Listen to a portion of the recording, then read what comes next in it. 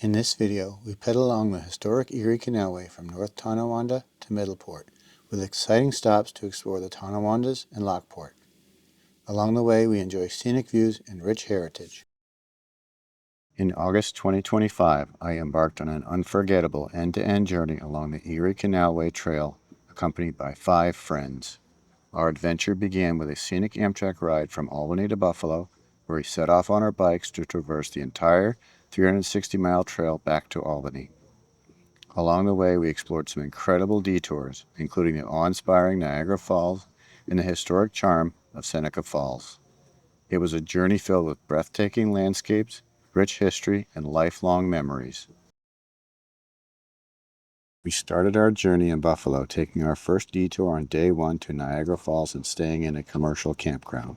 Continuing east, we camped along the canal in Middleport and then at Lock 33 in Rochester. Next, we stayed 2 nights at a commercial campground in Montezuma and took a short side trip to Seneca Falls on our day off. Well rested, we headed to Green Lake State Park in Fayetteville. Our last night of camping was at Lock 20 in Marcy. After our longest day of riding, we stayed at a hotel in Amsterdam. After a wet ride to Albany, we stayed at an Airbnb. We awoke last night to the sound of thunder. How far off, we sat and wondered. The song Night Moves by Bob Seger was definitely playing in my head when we were taking shelter at 4 a.m. in the campground restroom.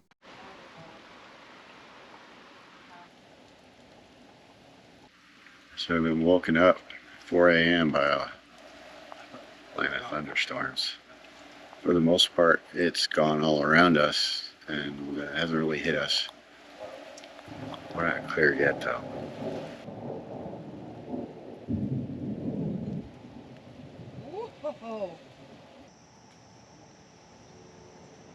Morning arrived. It was time to make breakfast and start packing up.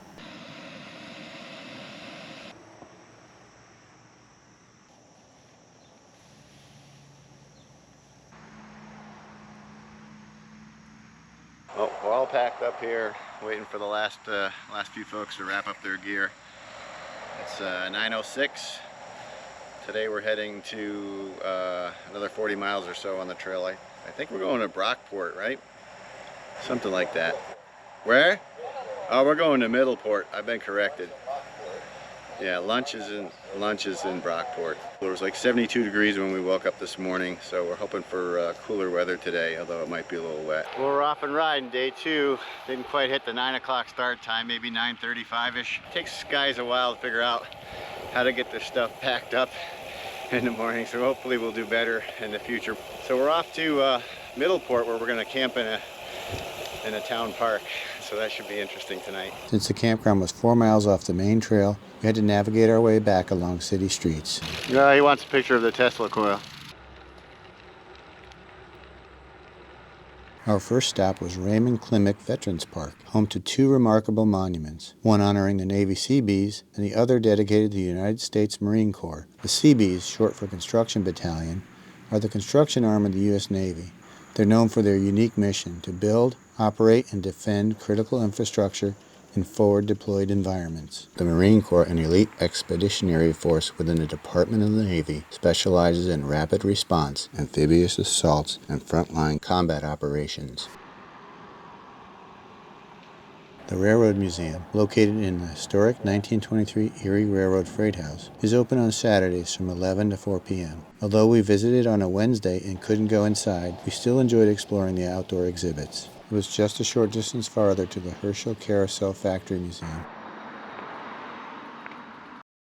Although we didn't go inside, seeing the rides in Kittyland, especially the helicopter ride, brought back fond memories from my childhood. The factory produced more than 3,000 carousels between 1910 and 1950. The museum is open Wednesday through Sunday, but I recommend checking their website for current hours.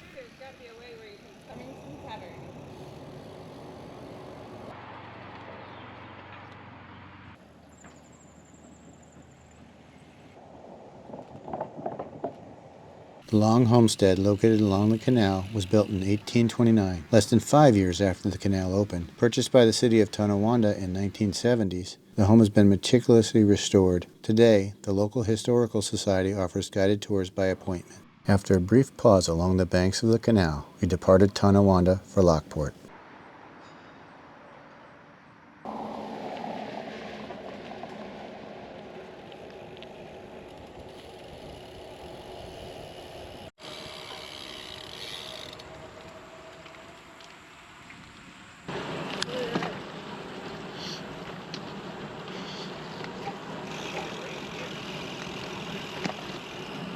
We passed by the Buffalo Niagara Heritage Museum in Amherst. Like many attractions along the trail, it isn't open every day, and unfortunately it was closed during our visit. While planning the trip, I made sure to check online for the hours of my must-see stops. That said, our schedule didn't always line up perfectly.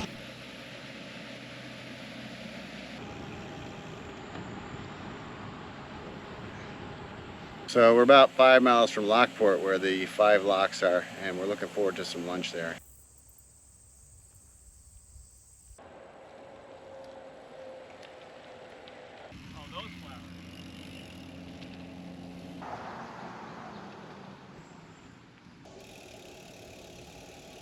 We arrived at 5 locks around 1:45 and feeling a bit hungry. Our planned lunch stop was about a mile away on the far side of town, so we decided to eat first and return later to explore the Erie Canal Discovery Center and take in the historic 5 locks at a more relaxed pace. Watching the lift bridges rise for boaters never gets old.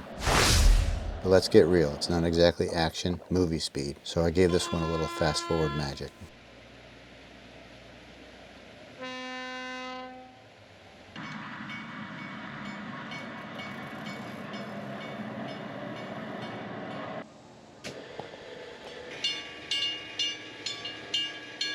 Reed's hot dog stand, along with the adjacent ice cream parlor, was exactly what 6 hungry cyclists needed. The food was delicious and reasonably priced. And, yes, I may have treated myself to an ice cream afterwards.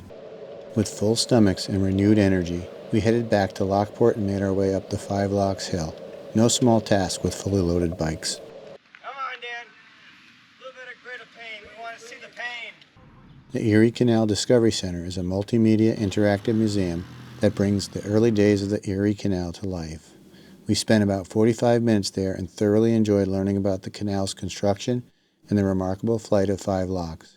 Admission is just $5 and well worth it. Be sure to check out their website for current days and hours as they vary by season. Come on, Dan, you can do it. After the museum, we returned to the historic 5 locks area to take in the scale and ingenuity of this impressive engineering achievement.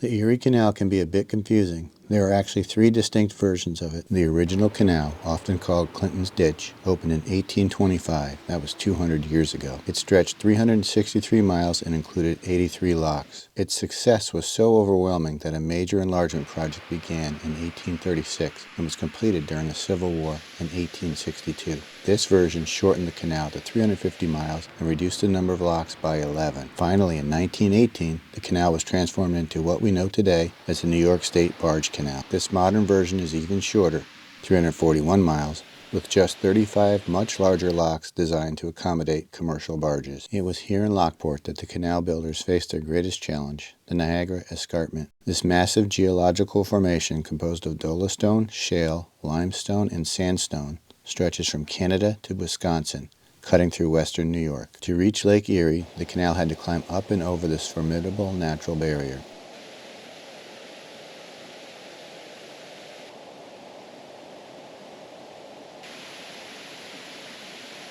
The iconic lock tenders tribute is sculpted from a circa 1897 photo.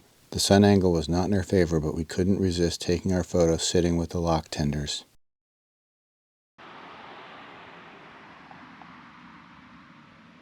Having thoroughly enjoyed Lockport, and with the late afternoon sun at our backs, we were on our way.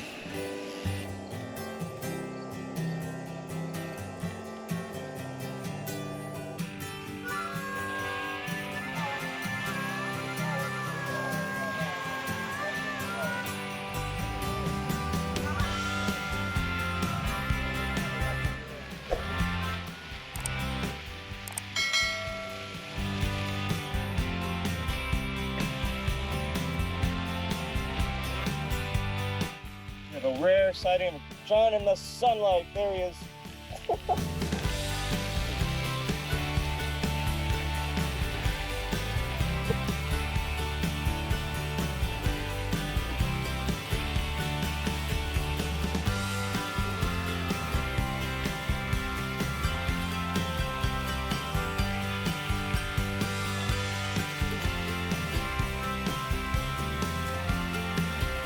As we neared Gasport, Deb's rear tire went flat.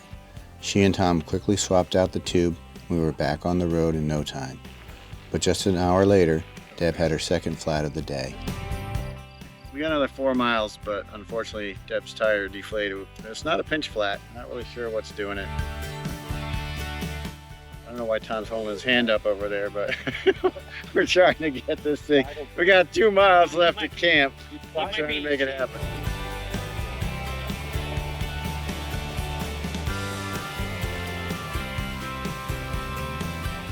If you've biked this stretch of the Erie Canal, or plan to, let me know what you love most in the comments.